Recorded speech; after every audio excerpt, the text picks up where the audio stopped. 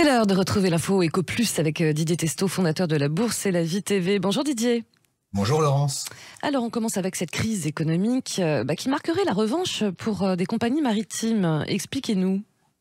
Oui, parce que je voulais vous signaler que la compagnie maritime allemande Hapag-Lloyd avait vu ses revenus augmenter de 75% pour atteindre 22 milliards d'euros en 2021, un an plus tôt. Pour situer, les recettes n'étaient même pas à 13 milliards.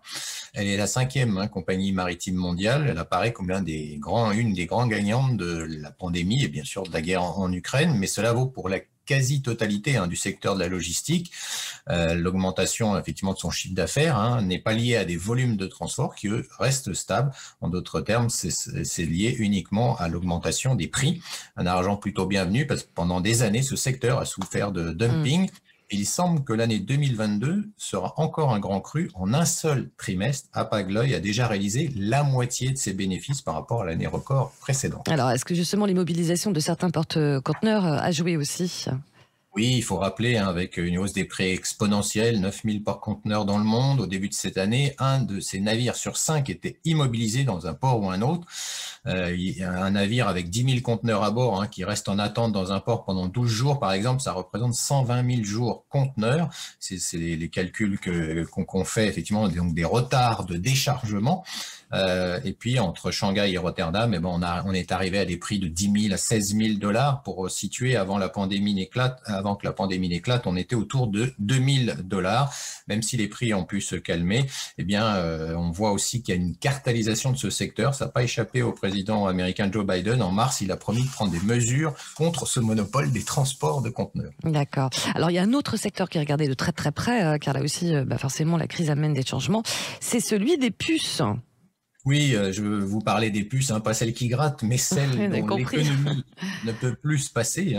Les coûts de production sont en hausse, il y a une offre toujours limitée.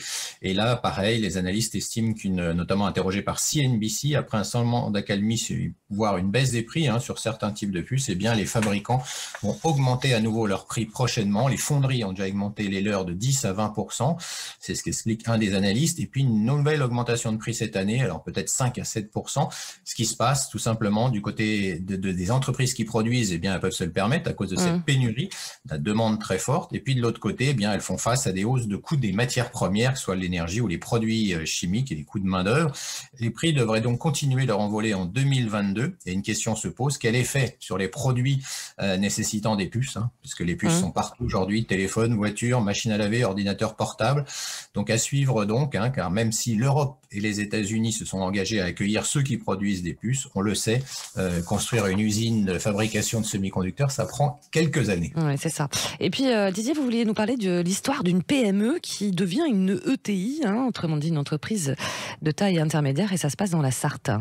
Oui, puisque la semaine dernière, je vous parlais effectivement des startups. On croit à plus de vigilance de la part d'investisseurs. J'ai eu l'occasion ici de dire qu'il nous faudrait plus d'ETI, de ces entreprises de taille intermédiaire en France. Ce quinquennat ne fera pas exception. Soit la France y arrive, soit elle restera à la traîne, car la Startup Nation est une illusion. Alors derrière LDC, c'est Loué, Le Gaulois et la marque Marie, pour ne citer qu'elle, et les familles LDC, Lambert, Dodard, Chancereuil, qui ont su s'unir pour grandir d'abord en France. Quelques chiffres.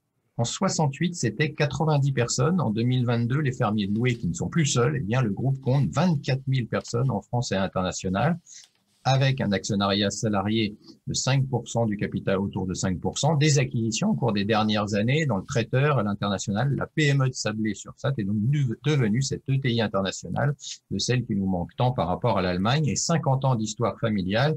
Denis Lambert passera la main à Philippe Gélin après plus de 20 ans à la tête de l'entreprise. Alors, quand je lui parle de cette saga, il me répond bien sûr que la réussite est due aux hommes et aux femmes du groupe, mais aussi à une organisation décentralisée, pas 8 étages pour prendre une décision, selon ses mots, et des investissements réguliers aussi sur l'outil industriel, des innovations aussi sur les produits. Alors maintenant, cap à l'international, la société vise 7 milliards d'euros de chiffre d'affaires en 2026 et elle compte doubler de taille à 5 ans pour devenir le numéro 1 français sur le traiteur.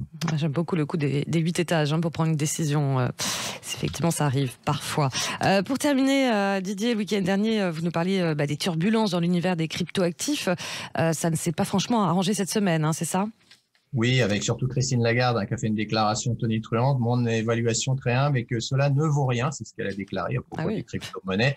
Elle n'est basée sur rien, il n'y a pas d'actifs sous-jacents. Elle est préoccupée par les personnes qui pensent que ça va être une récompense, qui n'ont aucune compréhension du risque, qui vont tout perdre, qui seront terriblement déçus. C'est pourquoi je pense que ça devrait être réglementé. Alors j'ai envie de dire pour conclure à Madame Lagarde qu'elle se réveille bien tard, vu les montants colossaux déjà investis par des particuliers ou des investisseurs dans cet univers des crypto-actifs. Et ben voilà, le message est bien passé. L'info Éco Plus avec Didier Testot, fondateur de la Bourse et la Vie TV, à réécouter sur sudradio.fr. Merci beaucoup Didier.